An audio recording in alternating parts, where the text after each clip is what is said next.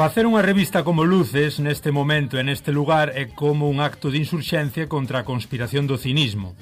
Supón desafiar esa falsa especie de que o xornalismo xa non ten sentido. A demanda de que a realidade sexa contada e ben contada, con enerxía alternativa, é equivalente á demanda de pan. É como un alimento básico. O que está en crise non é a necesidade do xornalismo como ben público, senón a confianza en que nese xornalismo exista.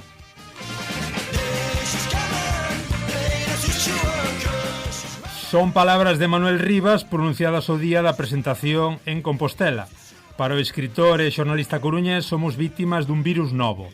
Para desactivarnos, déronnos unha sorte de brumuro que aniquila o erotismo do xornalismo, porque tanto para facer xornalismo de investigación como de denuncia, precísase dunha certa dose de erotismo. Hai que querer a realidade e gozar coa linguaxe para facer xornalismo. E en Luces estamos dispostos a intentalo, e nese intento, na propia empresa, está a nosa revolta. Negámonos a aceptar o fracaso, negámonos a permanecer nesta zona de sombra na que se está convertindo Galiza. Queremos ser kafkianos, un reloxo adiantado, con sutileza e ironía contra a vulgaridade.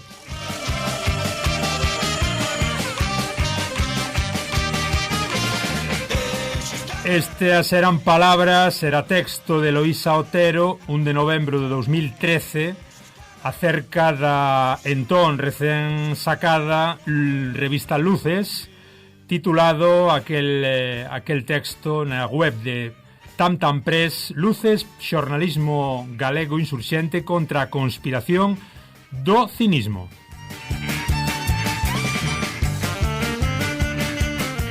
Hola, hola, que tal, como estades? Eu son Germán Estevez, o Germano a portuguesa, estades unha vez máis neste Galiportus, neste voso espazo galaico-portugués, unindo Galicia a Portugal, voz a voz. Hoxe falamos de Luces, dese xornalismo alternativo e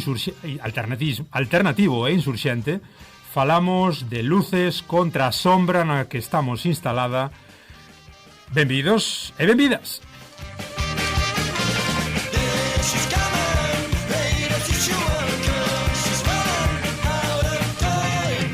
E temos para falarmos un pouquiño máis de xornalismo, de actualidade, de propostas alternativas e de luz a tanta sombra en clave galega, en clave lusófona tamén. Agora vamos con todo. Estános xa escoitando o xornalista, longuísima experiencia, longuísimo currículum, Xosé Manuel Pereiro, co-director de Luces. Moi boas, Xosé Manuel. Hola, moi boas. Acabas de chamarme vello por toda a cara, vamos. O sea, pero moi boas tardes. Retiramos o de longuísimo e deixámolo en recién chegado a isto. Estaría mentindo. No, pero no. Digo longuísimo porque sempre traballei bastante, a verdad. Sinceramente, non sei os anos que levo, pero son moitos e, sobre todo, moi intensos, non? Que é do que se trata un pouco neste chollo, que sexan intensos. Xosé Manuel Pereiro, xornalista moi intenso, para que non o coñezades, escribiu para o Faro, para a Voz, para o País, para a revista Contexto, é codirector de Luces, é cantante para tamén o grupo Radio Océano, e mesmo tamén escritor. Xosé Manuel, con que cara nos quedamos de Pereiro? Ai, que irades, porque son toda a mesma cara, é dicir, é todo non cambio dunha cousa a outra. Como decía Julián Hernández, o sinestro, viese de pronto o micrófono entrevistando a un ministro cunha mao, cunha chupa, cunhas cremalleras, e eras ti, o sea que eu son, modulas un pouco para aquí e para lá, pero son todo un, non teño, como decía Abraham Lincoln, non teño dúas caras porque senón non me iba a presentar con esta, non? Pois efectivamente, sí, son máis ou menos un en todo eso. Es de Monforte, Xosé Manuel? Naces en Monforte? Sí, de Monforte, de familia do Incio. Familia do Incio. Un pouco do Incio, sí, de familia do Incio. Sí. Por onde arranca un pouco a túa ansia vinculada co xornalismo e como evoluciona a túa vida profesional desde os comezos? Fainos aí un pequeno remember. Bueno, eu cheguei ao xornalismo escapando de matemáticas, que foi o que empecé a estudiar en Santiago. Estudiei primeiro de matemáticas, de exactas, que se chamaba daquela, e non me gustou moito, a verdad. Quer dizer, non é que non me gustara, sino que, bueno, parecíme un pouco incompatible ca vida. Entón, bueno, eu sempre sempre fora por ciencias, daquelas non podía escoller ou ciencias ou letras, non había máis. Pero a verdad tamén tiña, digamos, sempre unhas inquietudes, digamos, humanísticas, non? Entón, dixeron, mira, hai unha facultad que acaba de empezar de xornalismo e tal. Entón, vamos, eu non era deses que con 6 anos facía periódicos na casa, non, eu lía moito, escribía, pero o que era o xornalismo non tiña, digamos, unha especial vocación, non? Fun a Madrid e empecé a carreira. A verdad, non é unha carreira que mate, sinceramente, digo con todo cariño para a xente que está estudando, e aquilo eran 5 anos, e o mellor que me pasou foi, digamos, coñecer un ambiente no que parecía que se podía cambiar todo, e os compañeiros daquela, que a maioría, digamos, por lo menos os galegos, que son os que máis convivín e con máis tratei, pois siguen sendo amigos, non? O sea, desde Manuel Rivas, que o conocín en primeiro de facultade nunha asamblea, ata incluso Antón Patiño, que era de Monforte, e tamén o conocí en Madrid, non? Curiosamente, non? E eso foi un pouco... bueno, cando tes 18 anos, pois fervecho moito a cabeza, e eu de sempre, non? Queríamos facer moitas cousas. Manolo Rivas, vamos, cando diga Manolo, é Manolo Rivas, xa. meu irmão Lois e eu e Antón Patiño e tal, fixemos unha revista de, digamos así, un pouco de poesía, que se chamaba Loia. Ahora meus fillos estudiaron en dos libros de literatura, cosa que faime moita gracia, porque en realidad era un pouco unha gamberrada, non? Ou, bueno, fixemos eso, e entón, pois, cando se plantexaba a volta a Galicia, porque eu tiña claro que quería, digamos, volver a Galicia, e un pouco así o noso grupo tiñamos claro que o noso grupo pois era, pois, non sei, Suso Iglesias, que pois foi no bipartito, foi director xeral da CRTVG, e digamos, e xente así, pois tiñamos claro que queríamos volver, non? E, bueno, volvín, sinceramente, volvín a Coruña porque, bueno, en teoría viña a traballar nunha discográfica, non? Que en canto cheguei pechou. Entón, bueno, pues, facendo cousas aquí e aló, vivíamos nun piso eu, Manuel Rivas, Suso Iglesias, un piso no que por aí pasou Xosé Afonso, pasou, digamos, moita xente, e, bueno, empezamos así a facer chapuzas, empecé a traballar no Faro de Vigo, así como bueno, como de meritorio, como quen di, non? Así, digamos. E depois de, bueno, era unha época en que se empezaron a crear as emisoras privadas, vamos, a concesión de emisoras, non que empezaran as privadas, sino houve unha concesión de moitas emisoras, entonces había bastante traballo. E entón, pues, bueno, eu pasei, saquei unha posición a Radio Nacional, que non collín, porque me parecía, bueno, así, digamos, víame de funcionario toda a vida, non me vía, e entonces, bueno, seguí na emisora privada, unha cousa que se chamaba Ondas Galicia, que era, digamos, unha cousa dependiente da SER.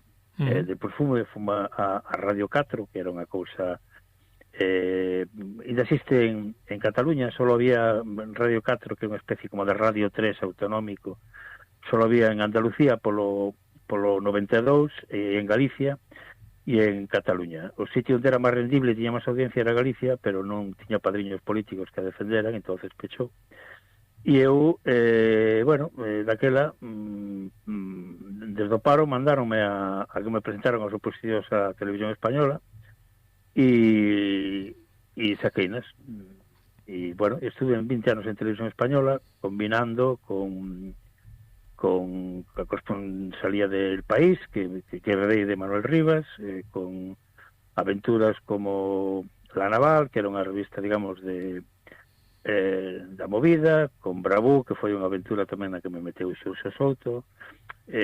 Por eso decía que foron uns anos moi intensos, porque aparte dos chollos pagar a lo garbanzo, buscábame así a vida, tal. E bueno, ao final, cando rematou outra aventura, todas esas revistas, Loia, La Naval, Bravú, duraron 4 números solo, ¿no? 4 números cada unha. E entonces ao final, cando nos vímonos de pronto na edición galega del País, ¿no? Que coincidiu máis ou menos co bipartito.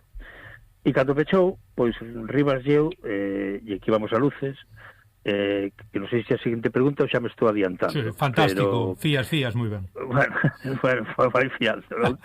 Pois, pois dixemos, queremos escribir en galego, queremos facer reportaxes, porque, bueno, ali facíamos fundamentalmente reportaxes, non? E entonces, dixemos, por que facemos? Rivas tiña idea de facer unha cousa semanal, inda que fose 4 follas, non? E eu dicía, pero unha revista, reportaxes longas, porque isto da cousa semanal é como a cousa diaria. Bueno, fomos así xuntando xente, non só xornalistas, sino xente, pois, desde un empregado de banca que nos fixo un Excel así que nos demostrou que podía ser viable. Depois a cousa non lle fixo, a realidad non lle fixo caso ninguna o Excel, pero o caso que tiramos. E entón estuvemos casi un ano entre buscando patrocinios, perfilando o produto. Ao final tiñamos máis ou menos o produto perfilado, pero non tiñamos cartos, o sea, non conseguiremos patrocinio ningún, ¿no? Entonces dixemos, mira, xa se levaba aquilo do crowdfunding, entonces nos fixemos non un crowdfunding, porque o crowdfunding, se non xuntas os cartos, non faz a cousa, non? Dixemos, mira, si xuntamos 500 suscriptores nun mes, pois vamos para diante, non?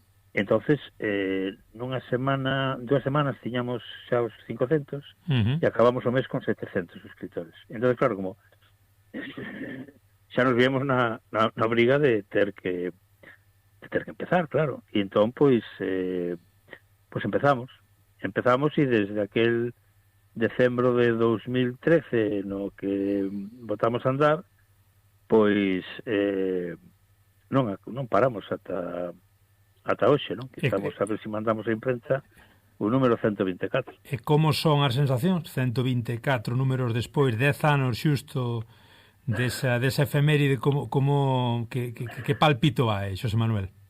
Bueno, vamos a ver. Nós non estamos cansados de... O problema un pouco nestes casos é isto de queimar etapas, non? Xa queimamos esta etapa, ahora vamos a facer... Home, por nós ampliaríamos... É dicir, fixemos unha revista en papel, a revista en papel ten conta dunha versión digital, doutra web que é aberta, dunha editorial que tamén edita libros de cando en vez, de varios podcasts, e bueno, e por si nos fora, pois teríamos tamén unha cadena de televisión, é dicir que nos queremos ser un grupo mediático como todos, non? Que pasa? Que, bueno, 10 anos, eu digo que o mérito é máis ben que unha empresa feita por periodistas aguante 10 anos, non? Porque o normal é que non. De feito, moitas cousas que empezaron canda nós, e revistas así parecidas, bueno, parecidas non hai moitas, non? No Estado, pois cansaron ou pasaron solo digital e todo eso, non?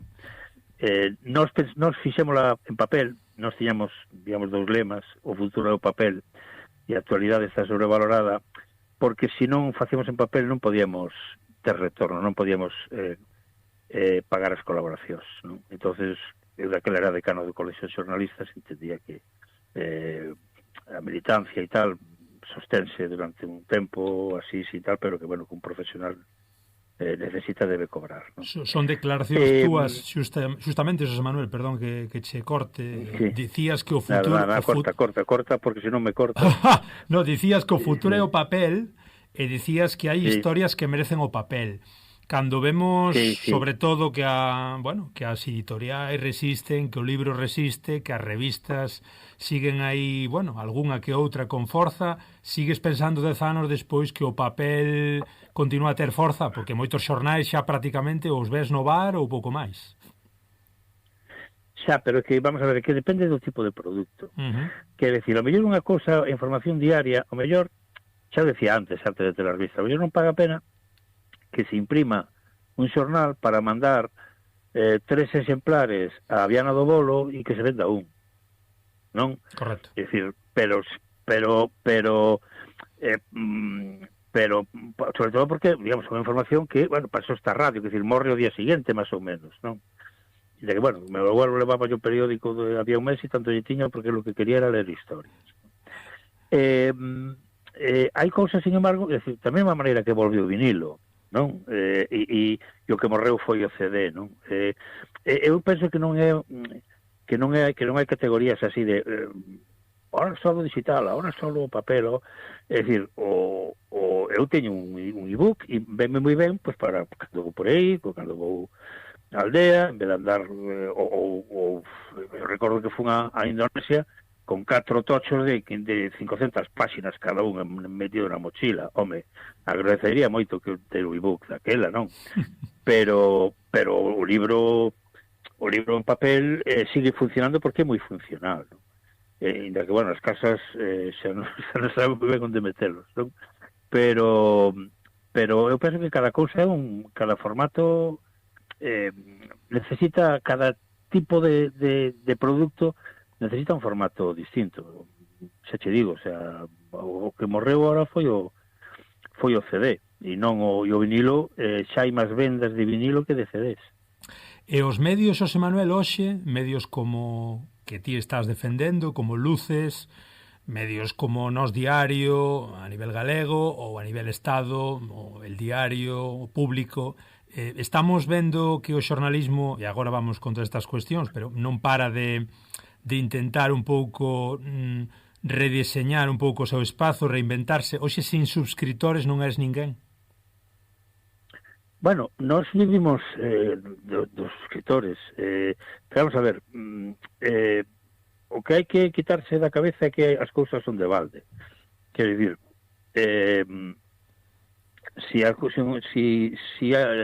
a televisión é de balde, a televisión é de balde porque che están vendendo a unha empresa de publicidade. O produto é esti, que decía outro, non? O produto, claro, efectivamente, o produto, como decía outro, se non sabes quen paga a festa, el estaba pagando ti. Correcto. É dicir, ao principio a radio era por suscripción.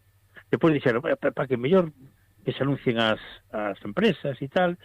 Entón, vamos ver, son cousas distintas. Por exemplo, el diario.es hoxe gana moito máis, ingresa moitos máis cartos, e gana por publicidade que por suscriptores, non? Outros como Contexto, que eu son, digamos, formo parte do Consello Editorial, vive dos suscriptores, non ten outra, non? Porque, publicidade con ese tipo de información tampouco vas moi alá, non? E hai outros, pero el diario.es ou Público xa son medios que dan exclusivas, que digamos, medios que dan unha información que moitos periódicos ou que moitos medios digamos, mainstream non dan. É dicir, que compiten xa no mercado, digamos, da noticia quente, non? Da barra de pan do día, non? O que sí se demostrou é que, digamos, podía haber empresas feitas por periodistas. O sea, internet o que nos permitiu, que nos facilitou, con todas as inconvenientes que trouxen outros aspectos, é que, digamos, os periodistas puderan facer empresas. Primeiro eran os blogs, que era, despois para as redes sociais, que, tamén teñen o mellor aspectos máis negativos que positivos, pero que sí é certo que, digamos, todos estes cambios, hai xente que se adapta, xente que non se adapta, pero permitiron, por exemplo, que se crearan redaccións, digamos, que eu lle chamaba portátiles, que dan moi resposta que satisfán necesidades de xente, non? Quere dicir, nós, por exemplo, a ventaxa que temos hoxe, poden dicir, é como inventades, como tedes historias para encher 100 páxinas todos os meses, e 150 podíamos encher. Por qué? Porque hoxe chamemos a quen chamemos, de onde sexa, conoce a revista, dinos, pois sí, encantado, ou bueno, ou non, porque estou moi liado, porque teño que atender aos pais, ou porque lo que sea, pero, por exemplo, hasta alguén tan afastado do que pode ser a nosa ideoloxía como Juan Manuel de Prada, cando se lle pediu unha entrevista, e xa así encantado, Luces, la conozco moi bien, tal, patatín. Chamamos por exemplo, a un director de un medio portugués, Páxina 1, que é moi, digamos, moi interesante, para que colaborara con nós nunha cosa, xa nos coñecía, e nestes 10 anos, pois, a nómina un pouco de colaboradores en todos os aspectos, fotógrafas, reporteiros, ilustradoras, é casi un milleiro, non? E entón, eso fai que non te aburras e fai que, bueno, que vayas, que teñas un repertorio importante de xente da que votar mao, non? Porque lleno, outros foron, sí, pero... E cal é o, xusto neste escenario que nos describes, Xosé Manuel, cal é o poder de influencia que crees que pode chegar a ter Luces hoxe? Bueno, vamos a ver. Vamos a ver. Mediano, pouco, pequeno, relativo... Bueno, no, é que vamos a ver, a capacidade de influencia, que decir, hai cosas que se chaman así a imaxe de marca. Nós temos unha imaxe de marca moi potente, eso é certo, non? Agora, capacidade de influencia, home, non creo que vayamos a cambiar o sentido de voto na provincia de Ourense, por exemplo, entendes? Pero claro, é que nós a que tipo de público vamos e que tipo de, digamos, de influencia nos interesa. Nos interesa máis, digamos, ao principio había moitas críticas moi paveras, incluso de xente que acabou no comité de redacción dicindo necesito un diccionario para ler isto, non? Claro, o mundo da xente que lee impreso, non? Que, digamos, que non é a xente máis nova, que lee en galego, que non é a xente ni máis nova ni máis bella, digamos, reducido, pero para o que é imaxe, digamos, de marca, eu penso que, por exemplo, os xornais xa non teñen a influencia que tiñan antes, non? É dicir, hoxe, pois, nós temos colaboradores que teñen 300.000 seguidores en Twitter e en TikTok e todo ese asunto, non? É dicir, e que repinican un pouco o que facemos, non? Hai que ter en conta, por exemplo, que o periódico máis difundido no Estado, exemplares vende 36.000. Vender exemplares, o que é exemplares, non? O sea, quioscos e tal. E por outros son así, non? Digamos, claro, a influencia hoxe é algo moi... Digamos, hoxe quen crea opinión, pois son os magazines estes, así, el Pablo Motos, e así temos un pouco a opinión general que temos, non? E todo eso. Pero frente a eso hai guerrillas como determinados influencers, por exemplo, é dicir, os que descubriron, por exemplo, os que levantaron a paletilla co tema dos pelets e tal, foron influencers, estes que foron as redes sociais, non? Foron rapaces que dixeron, oiga, pero isto aquí que pasa? Non foron os medios tradicionais, non? Non fomos a pouco nós. Voucho preguntar de outra maneira, Xosé Manuel, quen crees que é máis marca? Luces ou Xosé Manuel Pereiro, despois de tantos proxectos e tanta vida e tantas ideas e tanta opinión? Eu penso que, máis ou menos, penso que son indistinguibles, non? Home, Luces ten a potencia de que está aí Manolo Rivas, pero aparte tamén está Xosé Manuel Pereiro. Eu penso que ten máis Luces, home, quitado así determinados rockeros así tenaces e encallecidos, pois eu penso que supoño que ten máis Luces, vamos, non sei, home, eu antes salía na tele e agora non, pero tampouco era Luces a na tele, que decir, non o sei, eso había que intentar poñelo no mercado, as dúas cousas, a ver que daba máis, que a maneira de medir eso que se chama influencia. Eso podíamos decir ti, podíamos decir vos. Que pensades que ten máis influencia e para que? É unha boa pregunta de ida e de volta, está claro. Claro, sí. É curioso porque non sei se é porque tamén idealizas outros espazos como o vasco ou catalán, pero non encontras que en Galicia sí que é moito máis difícil navegar nesa diversidade de medios privados. Moito máis, claro, non, vamos a ver que eso non descubrimos nada. Que había bueno, pues está ben señalalo, porque tamén hai que, prometo que se diga, non sobra. Quero dicir, a sensación, perdón, Xosé Manuel, a sensación cando ves Luces, cando ves Nós Diario, cando ves, eu que sei, pois Praza, cando ves Galicia Confidencial ou certas experiencias xornalísticas que están aí, que levan anos traballando ben, dis tú, pues claro, non sei canto poder de influencia teñen, xa non teñen os medios públicos, os medios tradicionais, a influencia que tiñan, pero claro, o espacio destes segundos espadas, pois, por exemplo, a nivel catalán ou a nivel vasco sería outro, ou a nivel madrileño, dame igual, é dicir, a situación, falábamos o outro día, con Raquel Lema, que a presidenta do Comité de Empresa da CRTVG, a situación dos medios en Galicia, ata que punto é particular? É decadente. Non, é particular, pero é particular en moitos aspectos, que decir, hasta que punto, en que outro sitio existe é mayoritario un sindicato nacionalista e antiimperialista en ningún outro lado? Por exemplo, non? Que decir que eu teño un amigo, Guillén Martínez, que autor de, digamos, do término isto de cultura da transición e tal, que dice, o máis raro que hai neste país, vamos, que hai neste estado, sodes os galegos.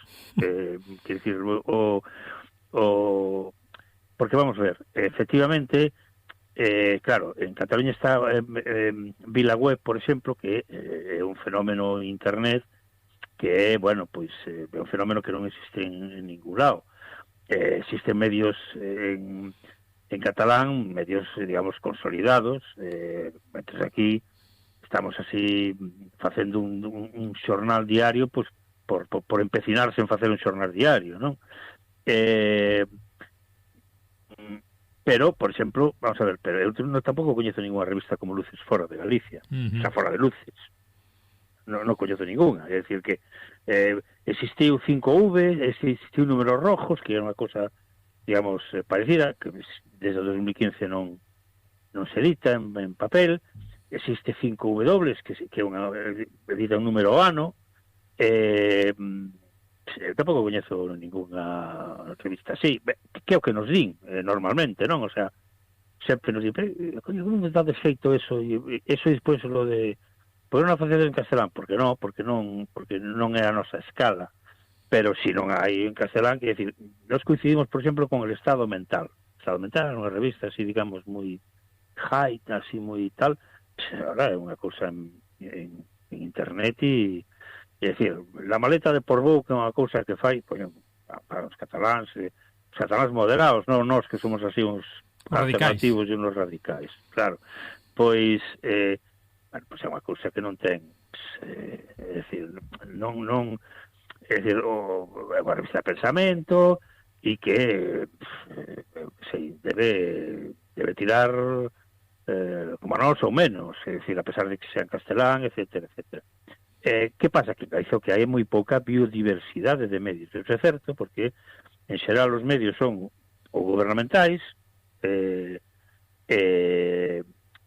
claro, e a propiedade e a práctica dos medios é que, mentras, digamos, un pouco o mundo cambiaba, e aquí a Xunta de Fraga fixo unha aposta decidida no ano 93 por soster a todo o mundo. É dicir, calquera periódico aquí venderan 200 ou 300 exemplares, pois decidiu sostelos mediante, sinerxías coa TVG, mediante axudas, mediante unha serie de cousas. Entón, ese grau de concentración, que non digo que sexa bon, que se deu noutras partes non se deu aquí. Entón, que pasa? Que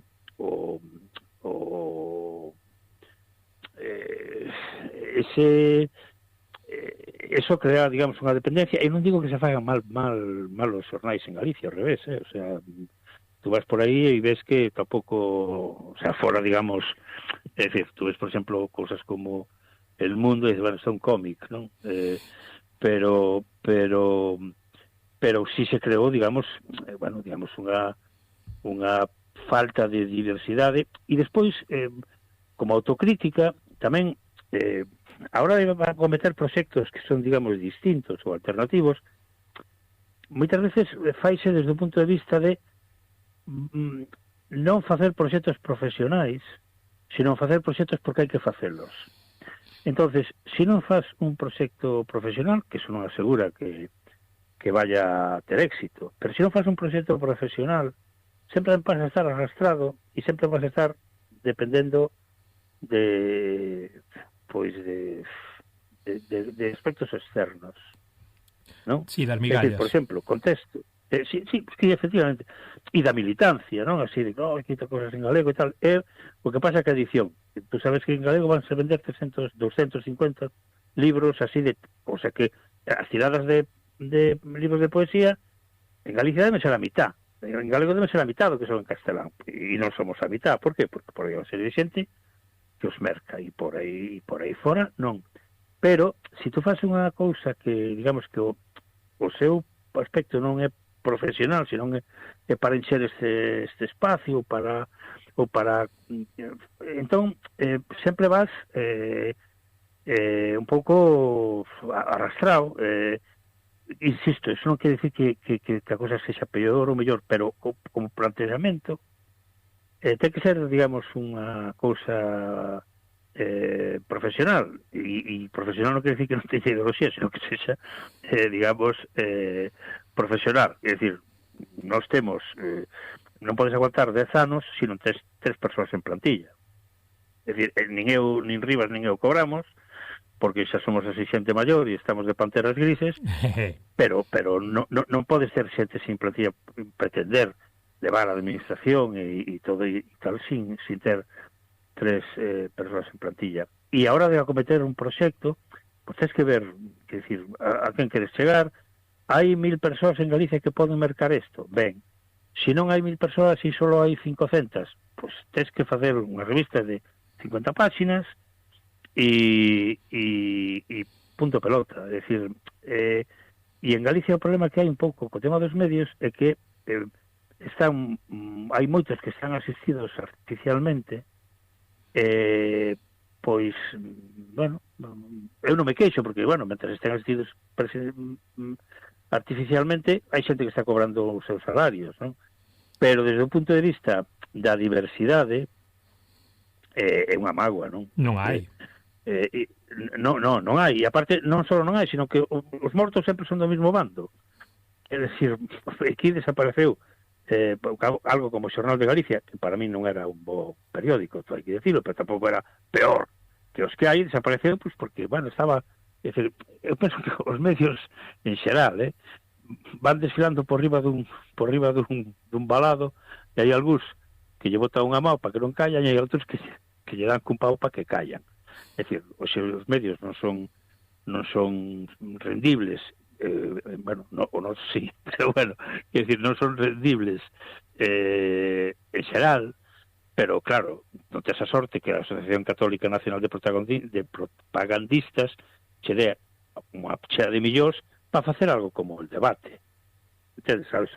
Non nos veu ninguén, non xa con millóns, sino con 10.000 euros para meter nesto, non? O eterno debate este de tal medio está subvencionado e estes non? É como se unhas cousas foran moi puras e castas e as outras, pois non foran. Non, claro. Vamos a ver. Nós non dependemos da subvención porque digo que temos de subvención 4.000 e pico de euros o ano da Xunta e 9.000 do Ministerio de Cultura, só que temos, punto pelota, non temos máis. Con iso non podes pagar ningún xornalista. Bueno, vamos ver, Nós temos pola Xunta recibimos tantos cartos como unha publicación en papel de periódico que se chama Deza e que fai un tipo, el e sus narices ou con un sobrinho que reparte polos bares de Lalín. Recibimos tanto o mesmo diñeiro que esa publicación, por exemplo, non? Bueno, en base a que, como digo eu, en Galicia, vamos, en Galicia non, a Xunta tradicionalmente, a unidade de subvención de medios impresos en galegos é o ferrado. É dicir, tantas páxinas impresas é igual o que teñes, é igual si pagas, se os contidos son propios, se escolliche de algún lado, se pagas por eles, é igual, a unidade de subvención é o ferrado, non? Quer dizer que en realidad están subvencionando as imprentas, non os medios, non? Sí. E hoxe imprimir en papel prensa é moi barato, non? Ou, bueno, xa non é tan barato, pero sempre foi bastante barato. Estámonos poñendo... E a diversidade, eu penso que... Sí, no, dime, perdón. No, nada, que nos estamos poñendo moi existencialistas ca cuestión do medio en sí e do momento actual, que tamén é moi importante, pero quería tocar algún temiña máis. Xosé Manuel, por exemplo, toca porque... Sí, o podcast que tendes, tendes varios, tendes Cultura a todas luces, presentado por Lois Blanco, a importancia un pouco de tocar a cultura ca perspectiva a galega, e despois tamén ese podcast de actualidade está sobrevalorada, que me parece moi curioso tamén o título, que vai un pouco en consonancia co que decías antes, con Ana Luisa Bouza, con Antón Losada, o mítico Antón Losada, e con Marta Otero. Coméntanos un pouquiño das dúas propostas como esta, como Galiportus. O dos podcasts é un pouco unha teima de un dos socios da Sociedade Limitada, que é Luces, non? Porque, digamos, é un pouco... E, bueno, tivemos outros, temos tamén un que de Pascuas en Ramos, que é Fora de Mundo, que digamos, a actualidade, bueno, máis que actualidade, reflexión internacional. A actualidade sobrevalorada, non sei se durará, porque é moi cansado coincidir 4 axendas. Todas as semanas. Unha vez a todas as semanas, é así un auténtico dolor. Pero dolor, o sea... dolor.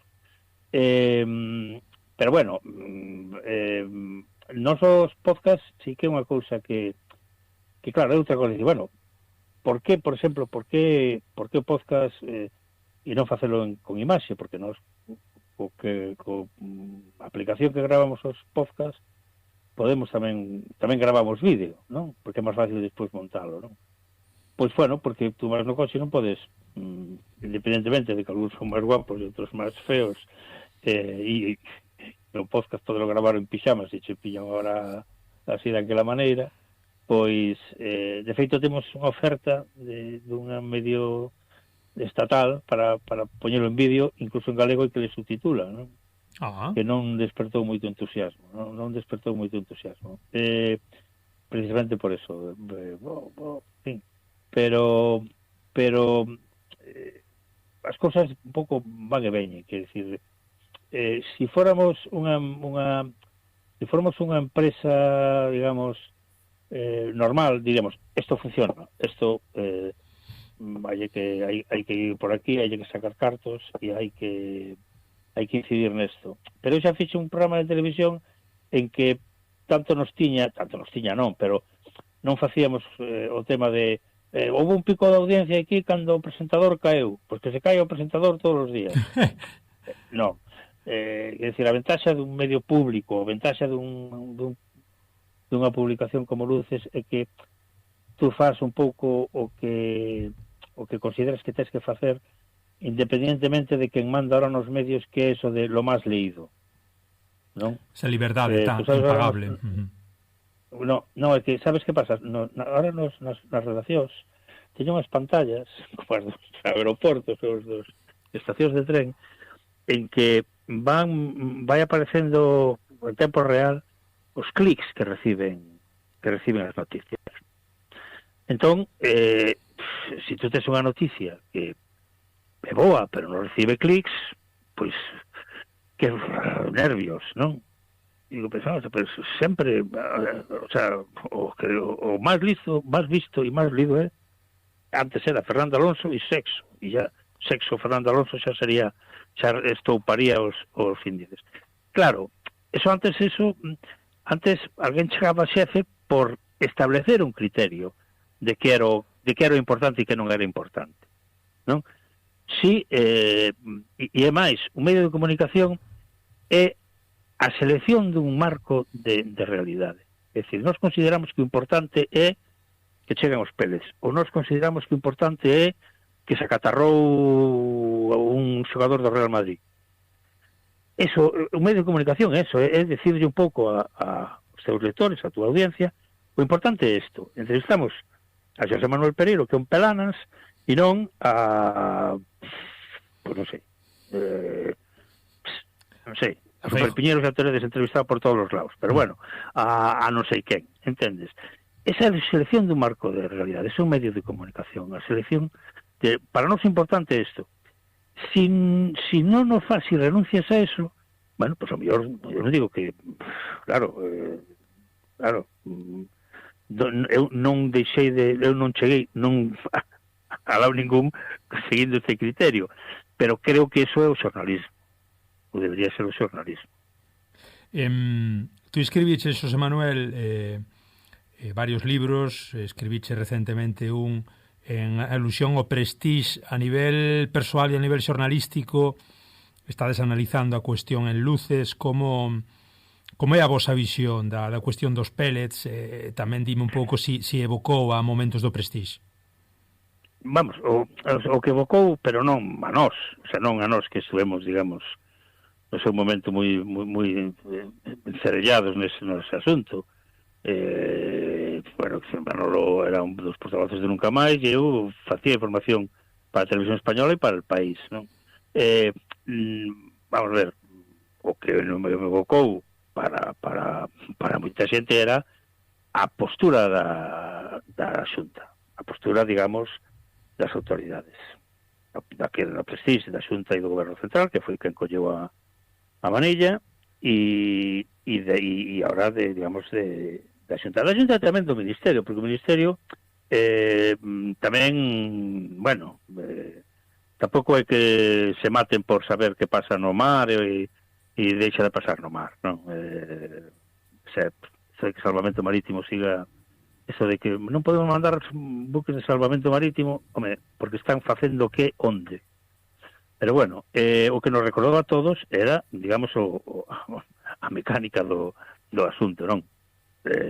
Non existe o problema, xa temos solucionado, existir, xa temos solucionado, e a culpa é de un señor que pasaba por ali, a culpa do barco, a culpa dos peles por tirarse ao mar, a culpa é da oposición, como este rollo ridículo dos bots que hai agora de que se está, calquera que teña idea de un pouco de redes sociais estáse escarallando de risa, porque tú podes poñer, a tua conta pode decir que está en Pernambuco, e aparte tú non sabes desde que servidor se está mandando, porque é dicir, eu miro a IP do meu ordenador e ao mellor está en Cienpozuelos, sí. E eu non estou en Cienpozuelos, e o meu ordenador tampouco, pero bueno, e entonces o que sí nos recorda a todos é, digamos, o protocolo de actuación, digamos, das autoridades que é mallao, vamos, é absolutamente mallao. Eso é unha cousa curiosa, como non se aprende nada, o sea, recordo entrevistar a Enrique López Vega, que era conselleiro de Pesca despois do Prestige e tal, e dicía, non, é que agora temos servizo de guardacostas, e xa se ve, para que serviu, temos 23 barcos, decía outro día o conselleiro de mar, creo que se chama ahora. Bueno, se dices 23 barcos, non teñen gasoil, o cal é o problema, porque se tenes 23 barcos non se viron de moito, quer dicir, a que se dedican eses 23 barcos guardacostas? Quer dicir que estamos poñemos 300 efectivos nas praias, 300 efectivos na praia que ven sendo un cada 10 kilómetros, pois sí, xa poder rápido apañando, porque quer dicir que faise home, sempre fai máis ridículo un tío como Federico Trillo con o das playas están esplendorosas, non? Pero o do conselleiro de Marco de por onde entra sae, tamén, tendo en conta que é veterinario e debería saber algo deso, pois, pois en fin. Falábamos outro día, Xosé Manuel, con Raquel Lema da CRTVG, ata que punto che parece ético, non? Esta situación de xornalistas que bueno, que fan todo o que lle di o amo, xornalistas que non están porque non son enviados ao lugar do suceso, e tamén non sei que che parece a cuestión dos conselleiros, que é como aquela, non? Aquel símil futbolístico de mellor que non se fale de ti polo árbitro. Os conselleiros só coñecemos cando pasan as catástrofes e non lle queda outra que aparecer, e moitas veces aparecen en medios estatais. Bueno, vamos a ver, eu gracias a este tema souben que había un conselleiro que se chama Demar ou Domar ou como tal, e que se chamaba Alfonso Villares, senón, e eu sou xornalista, ben é certo que non fago, digamos, información autonómica, e sobre eso sempre recordo unha anécdota que me contou Nacho Quintana, que unha vez que viña no avión de Madrid, non sei se a cando era senador ou non sei que, e coincidiu con dos conselleiros da Xunta de Fraga que estaban discutindo que facemos con isto. Pues isto, si isto e tal, que mellor un dixo outro, mira, mellor non facer nada. Non? Bueno, pois mellor non facer nada. O sea, o único rixo que se lles veu, non? É a hora de botar as culpas aos demais. É dicir, nada de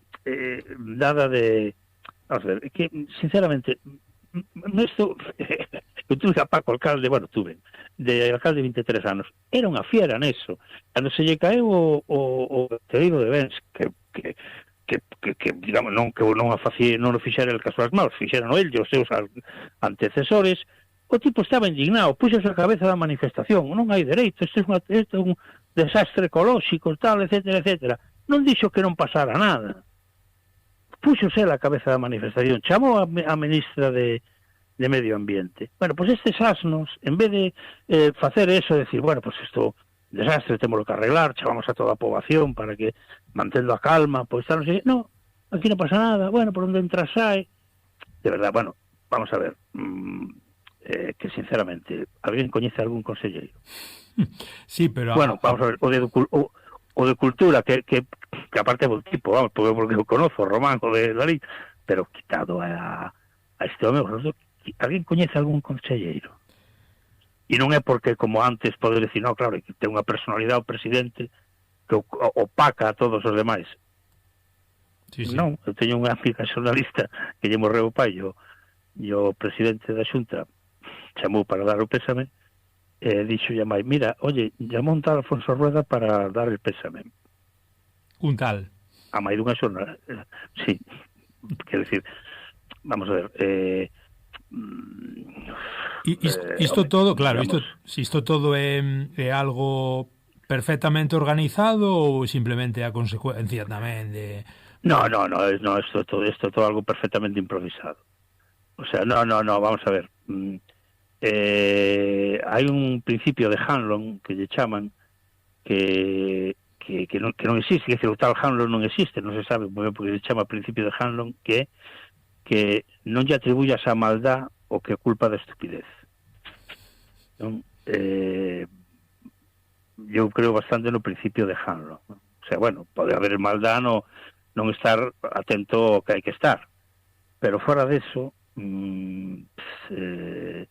eu penso que é un problema de que, eu non creo estas cousas de que alguén quera destruir Galicia ou quera ir contra Galicia, o sea, eu non penso que haxa ninguén así. O sea, en todo caso, todo o mundo, digamos, cree que o que fai é mellor. O que pasa é que, bueno, un pensa que o mellor é o que fai para que para as empresas eólicas e que así se benefician as empresas eólicas e Galicia de paso. Outro pensa que, pero eu penso que isto é un problema de inepcia, o sea, de non saber máis. Que é, Xosé Manuel, que é Galicia para que nos estea escoitando de lonxe ou de preto e ande un pouco despistado? como explicamos Galicia en poucas palabras xusto ás portas dunhas eleccións? No, mira, vamos a ver, Galicia eso meu irmão tiña unha especie como de guión, guión televisivo que era que a Galicia iba A, B, C e cada letra era unha explicación de que era Galicia, digamos, en cada letra, non?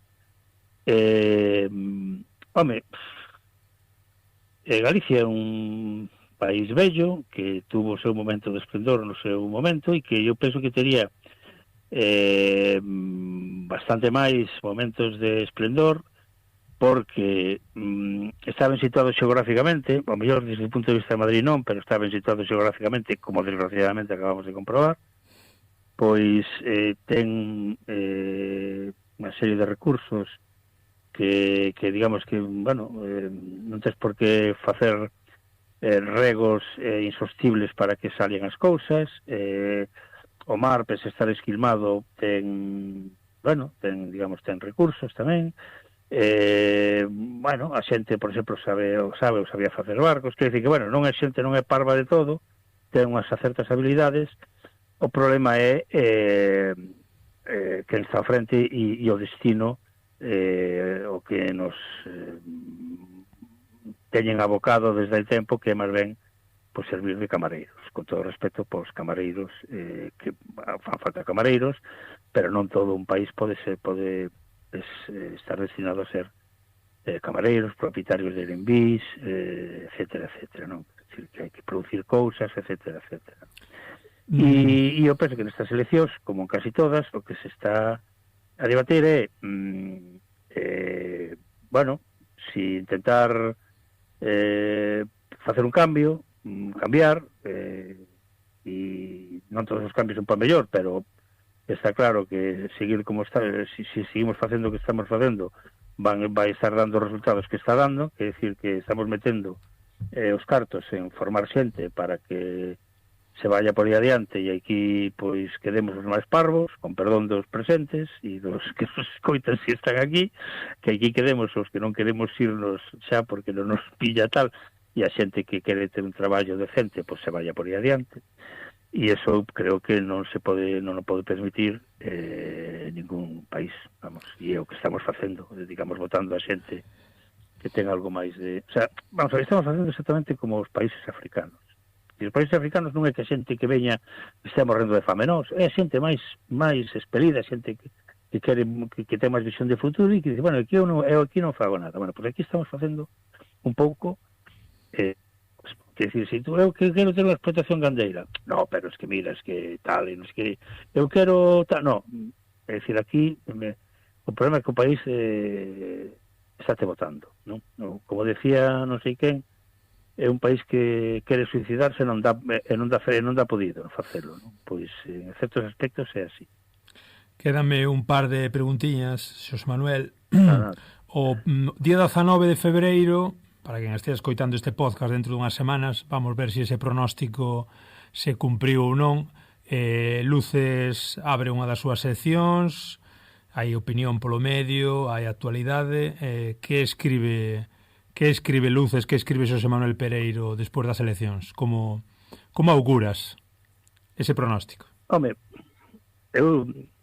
vamos a ver, como decía un amigo que era moi litigante, decía, eu xa non pido ganar, pero por lo menos empatar algunha vez. Pois, eu non sei, que se me estás dicindo que vai pasar, nin idea. Podo decir, eu son un pesimista esperanzado, que decir, sempre penso que vai pasar o peor, pero sempre tiña esperanza de que non sexa así. Como somos os dos moi galegos, Xosé Manuel, entonces intento ter tamén un pouco de retranca e digo, a ver, que escribides? Non como ves directamente, a ver que escribes. Bueno, pois como eu xa hemos chorado da casa. Pois non, bueno, eu podo adiantar o manifesto, o título do manifesto do número que sairá máis ou menos cando inicio da campaña, e é que Galicia xa cambiou. Pasa o que pasa, Galicia xa cambiou. Porque, bueno, hai veces en que os cambios se reflicten nos chóferes, non? Hai veces en que os cambios se ven máis nos pasaxeiros, hai veces en que os cambios vese, pois, nos que van na parte de atrás daqueles autobuses mixtos que andaban antes polo interior, non? Pero mira, meu irmão escribiu unha especie de, bueno, unha especie non, un manifesto político en ano tan, o sea, estivemos peor do que estamos, Era o ano 93 ou 94. Estaba Reagan na presidencia dos Estados Unidos. Ben, é certo que ao lado que é ahora, pois casi Reagan casi parece Churchill, non? Pero había, digamos, como moitas menos esperanzas. Que decir, Aznar parecía que non iba a mover ninguén. Fraga posiblemente fora o primeiro inmortal e seguiría presidindo a Xunta hasta o ano 2500. Entón, ele decía que había que resistir con paciencia tibetana. Bueno, como tampouco ten esperanzas de que me nome conselleiro, pois eu o que teña que vir o 19 de decembro, pois bueno, como afortunadamente tampouco traballo nun medio diario, ao mellor podome non é a primeira noite electoral que consolo a xente ou que ao revés me euforizo, e bueno, non pasa nada. É dicir, a verdade é unha encrucillada, un momento importante, pero que teña que ser que bueno, que o decida a xente, non? Quédame dúas agora, sí que sí. Comentabas ao principio nunha das túas primeiras bueno, pois nunha dos primeiros entradas, comentarios, que dicías valorabas esa importancia de ler para que entre moito input, como nos comentaba un día un amigo noso, profesor da Escola de Idiomas de Portugués, moito input. Nese caso falaba do input en portugués para ter un bon nivel, se non é imposible. Neste caso, a nivel culturizar a poboación e que a xente teña tamén un pouco de criterio, porque sen información non hai criterio nin hai coñecemento.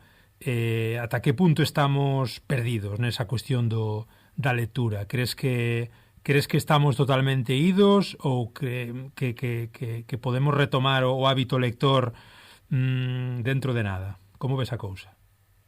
No, eu penso que dentro de nada non. Vamos ver. É curioso porque non este número que vai sair vai unha reportaxe bastante catastrofista sobre o tema dos móviles na rapazada, non? De que si, digamos, os índices e tal. Vamos ver. Eu teño un fillo de 16 anos que non lé nin por asomo, que foi moi lector, papouse todo Harry Potter de arriba para baixo, incluso algún dos libros en inglés, cando era máis rapaz. E bueno, non sei onde colle as cousas, pero está perfectamente máis ou menos enterado de por onde vai o mundo, non? Ainda que non coincida moitas veces comigo, porque neso consiste ser fillo e ser adolescente, non? E que teu pai non teña razón nunca. Pero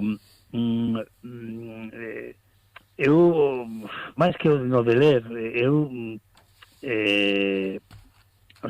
vamos a ver, o que leio penso que nunca se leu tanto, sinceramente, non? Se outra cousa é que e as estadísticas, bueno, decía yo en dos pasos que antes nos Estados Unidos leíase moito porque todo o mundo, nos sitios nos infectos, leían a Biblia. Bueno, aquí iso non pasou. É dicir, aquí non se leía a Biblia nin nada. Eu penso que lo que se lee, digamos, máis do que parece. Outra cousa é que compres a Pedro Reverte e se iso conta como lectura, e Las sombras de Grey contan como lectura, non? Que, bueno, en definitiva sigue sendo lectura. Eu penso que hai que asumir que a información é un proceso que costa traballo. Que informarse non é poñerse cara onde sea, cara unha e que veñan as cousas, non? Informarse costa traballo. Informarse é meterse nun bosque e ver si paga a pena apañar as castañas ou ainda están verdes, si paga a pena é dicir, informarse costa traballo, dá un traballo. e a xente eso é algo que penso que non o ten, digamos, ainda asumido, e confunde os datos ca información, non? E iso é, a min pareceme eso máis máis importante que a lectura, non? Porque pode decir, bueno, que ahora a xente non escribe, non? Ahora a xente non escribe, joder, xa me dirás, se contas os WhatsApps, o sea, escribe máis que cando escribía cartas, non? Sí que escribe, non? Pero escribe de outra maneira, non? Pero o importante da lectura tamén é, bueno, que se lea, eu penso que o importante da lectura é que se lea e que sexa o que sexa, non? Sinceramente. Eu penso que conforma a mente dunha determinada maneira, non? E por último, bueno, a falta de que tamén tú queiras facer o peche que che apeteza, despois destas divagacións todas que eu creo que están sendo moi interesantes. Bueno, sí, non, divagacións, eu son un especialista en divagacións. No, eu tamén, pois, cando estou a gusto co convidado, pois tamén non, o bo que teñen este tipo de programas é que tamén non necesitan un pequeno esquema, pero bueno, evidentemente hai que darlles liberdade. Sí. Digo que Luces ten esa zeta aí a camiño, é unha chiscadela a Portugal, ao portugués, ao espacio lusófono. Este é un programa que se chama Galiportos, que intenta conectar Galiza a Portugal voz a voz, que intenta dar un pouco tamén pois nome, sobre todo ás cousas as pequenas cousiñas da pata débil, como é o norte do Miño. Coméntanos un pouco cal é a perspectiva de Luces desde xa o propio título con respecto a Portugal. Bueno, o título herdámolo da revista que tiñan Rivas e outras, e a xente un pouco de amor e desamor, que nos anos 90 que facía, que se editaba Díaz Pardo, e despois Luces con C pasou a ser o suplemento cultural da edición galega del País, e todos recuperamos Luces a costa de que por exclusión, por así decirlo, non? Porque que non atopamos, digamos, nome mellor, non? Bueno, nos temos, digamos, bueno, parecen cosas así, digamos, un tanto paveras, pero temos bastante relación personal, por exemplo, con Joao Soares, non? Que é o fillo de Mario, que foi alcalde de Lisboa, digo Mario, digo Joao, non Mario, e foi ministro de Cultura, estuvo pola redacción e ten no Facebook, pois puxo aquí estuvo un par de veces pola redacción. Temos un colaborador moi querido e moi asiduo, que é un periodista, o primeiro xornalista que entrou en Timor-Leste cando foi a liberación de Río Araúxo.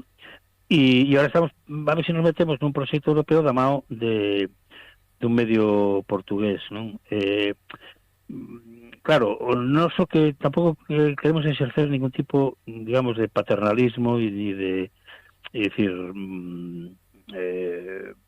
agora, por exemplo, neste número que ven, vai unha reportaxe sobre Covas de Barroso, ese sitio que queren convertir nunha mina de litio a ceo aberto, non? Sí, nós falamos tamén, fixemos un programa tamén sobre a cuestión. Bueno, curiosamente feito por uns italianos, a reportaxe, quer decir que é destas cousas así que e a nós, por exemplo, gustaríanos que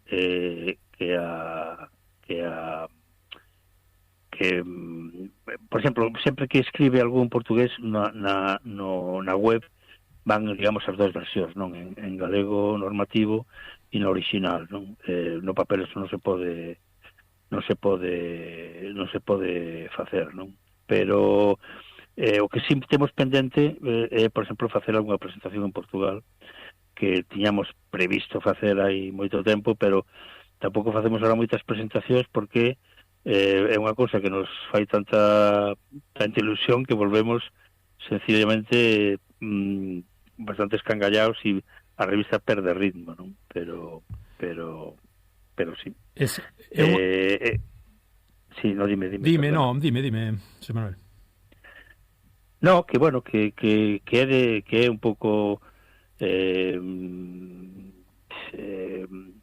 eu penso que ese tipo de pontes hai moitas que construir aínda, non? O sea, non é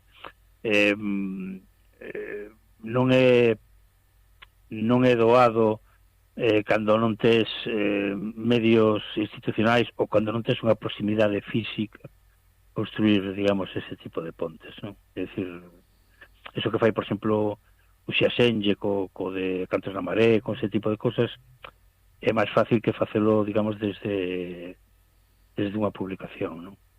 Desde unha publicación escrita, non? Por que sempre Galicia busca, bueno, ese galeguismo tamén moitas veces rozando a utopía, busca Portugal, e por que tantas veces se encontra a porta pechada? Xa se quedaría para unha conferencia. Bueno, sí, bueno, vamos a ver, pero eso vamos a ver, eu recordo que eu fui moitas veces a Mozambique e claro,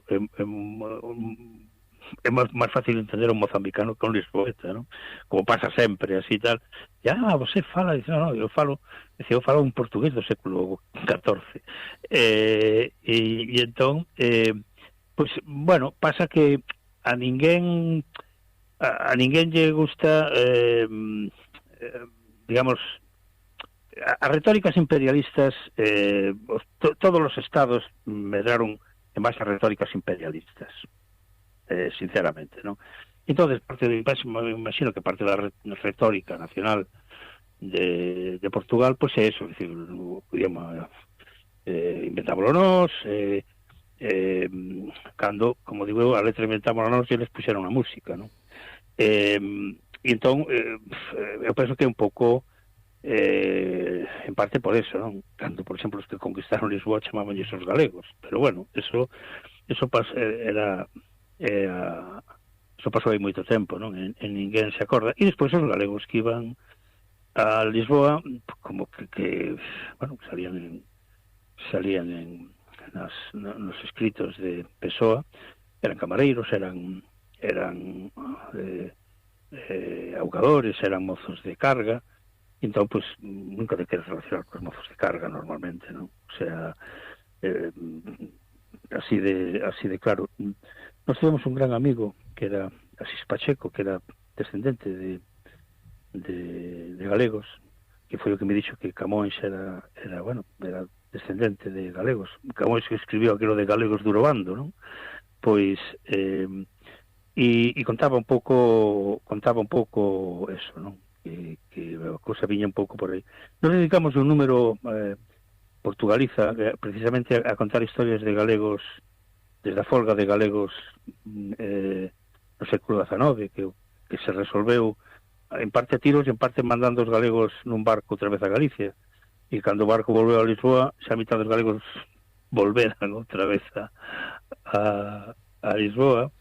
O famoso asesino galego que tiraba as vítimas desde a ponte que hai, vamos, de un acueducto que hai, digamos, en Lisboa, e que a cabeza está conservada en formol ainda, teñen a cabeza ainda conservada en formol en non sei que sitio de Lisboa, o famoso asesino galego. Eu creo que cando vas de migrante non e aparte, bueno, ese dito portugués de Castela, nin bon vento, nin bon casamento, eso consideran que Castela é todo, non? O sea, que decir que todo que vai alo da fronteira, eso sigue sendo, eso é Castela, non? E entonces, bueno, eso, estou falando do que é o imaginario xeral, non? Porque, bueno, xente non ten en conta, pero bueno, aí si os españoles están piando por Gibraltar, hai que ter en conta que hai unha situación cuspida que Olivenza. Entonces eso tampouco axuda, é dicir, non hai ningunha disputa territorial con Francia, por exemplo. pero sí que hai unha disputa da que non se diga, ou por lo menos que en España non se diga, sí, hai unha disputa territorial con Olivenza, que é unha cidade que tiña que terse de volta a Portugal, e que non, non? Que decir, entonces, bueno, pues, ese tipo de cousas eu penso que nos atinxe a nós, por unha parte tamén por digamos, por ese identitarismo, esa construcción nacional de nos salimos directamente do ovo, non lle debemos nada a ninguén, e por outra parte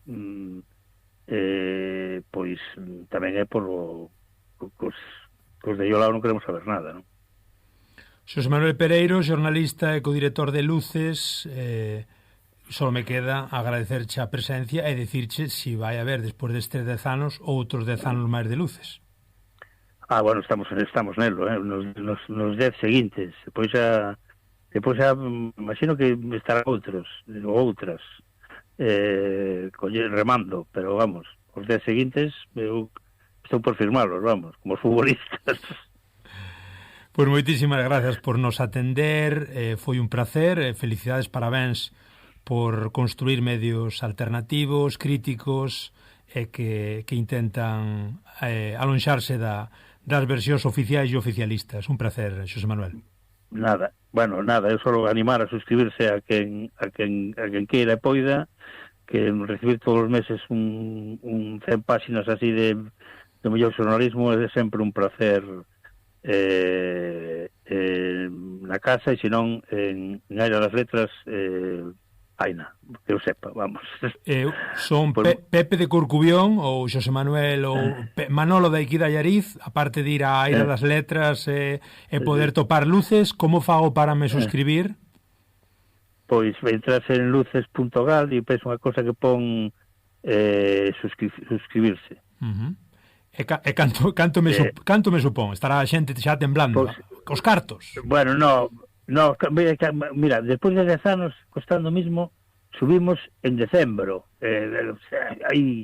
subimos en decembro a 100 euros o ano, pero claro, son 10 euros o ano para todo o ano, é dicir que che sale máis caro, con perdón de Aira das Letras, ir todos os meses o tal, e bueno, é dicir, ven sendo, saliche o número a 7 euros, 6 e pico, pero todos os meses recibes 435 gramos de boa lectura, sinceramente.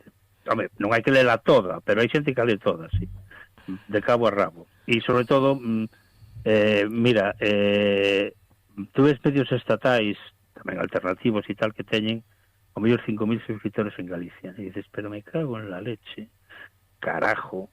O sea, con perdón, poñede un pitido como os americanos nese carajo. Non podes dedicar eses cartos a algo do país, sinceramente, non? Sempre parece que é mellor o de fora. Claro, nese caso está claro que non, ademais. Porque nos vamos a engañar, porque normalmente, ademais, eso, digamos, son cosas que xa paga a publicidade, que xa lle está pagando a publicidade, ¿no? Es esta cosa así de, bueno, xente que sale na televisión, e entonces sale na televisión, pues parece ser que, bueno, en fin, non vou tirar pedras contra os tellados dos veciños, pero teño que retellar o meu. Xosé Manuel Pereiro, mente xornalística privilexiada, moitísimas grazas outra vez por estar con nós, e longa vida o voso proxecto, a Luces. Moitas gracias por chamarme. Graciñas, hasta outra.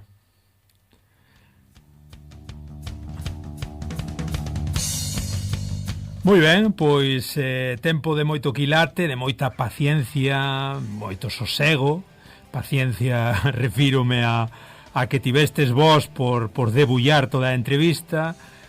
Foi tempo que disfrutamos moito, como digo, con Xosé Manuel Pereiro, director e co-director, de Luces e xornalista mítico, falando un pouco de cuestións ligadas ao xornalismo, o momento dos medios, ou as relacións con Portugal, ou as posibilidades de cambiar o futuro a base de xornalismo alternativo.